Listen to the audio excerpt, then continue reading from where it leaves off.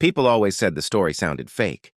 But it started as a normal day for Noah Klein, a quiet man who worked the night shift at a data center outside town. One evening, he received a call from an unknown number, and the voice on the line calmly described what Noah was doing at that exact moment: the color of his jacket, the half-empty coffee cup on his desk, even the small crack on his computer screen. Noah laughed it off until the voice said something that froze him. It described a memory from his childhood that no one else should know, something that never appeared online and was never spoken about again.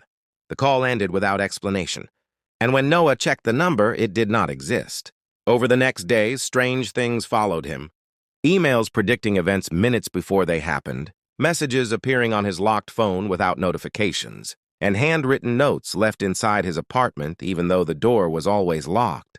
Noah began documenting everything, convincing himself it was stress or exhaustion, but the details became too perfect to ignore. One night, he received a final message that read, "You finally noticed, now stop looking." And when Noah checked his camera footage from inside the apartment, he saw himself sleeping while another version of him stood in the corner watching the bed without blinking. Noah stopped sleeping after that night, afraid that whatever was watching him only moved when he closed his eyes. He took time off work and stayed awake with lights on, replaying the footage again and again, trying to prove it was edited or fake. The next evening, the power cut out across his building, and his phone lit up with a message saying, "You stayed awake too long, this part happens either way." From the hallway came slow footsteps, calm and familiar, matching his own walking rhythm. Noah hid in the bathroom holding his breath, listening as the steps stopped directly outside the door. The handle never moved, but a voice identical to his own whispered from the other side, telling him it was tired of waiting. When the lights came back on, the hallway was empty, but the mirror above the sink showed Noah standing behind himself, smiling.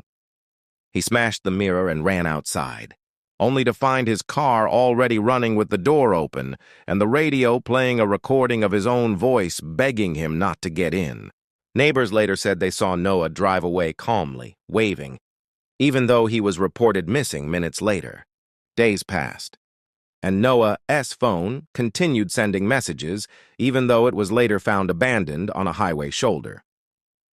The messages described places only Noah knew, mistakes he regretted, choices he never made, and each message ended with the same line: "This is where you stopped being real."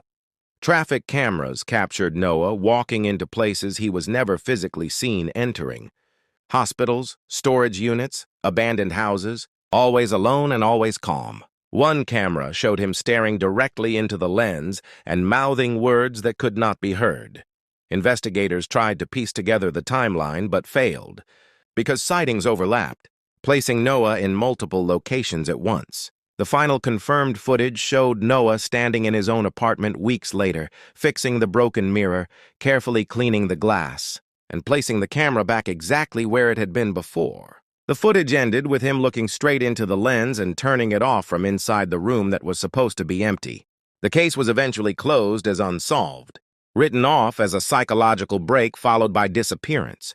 But strange things continued long after.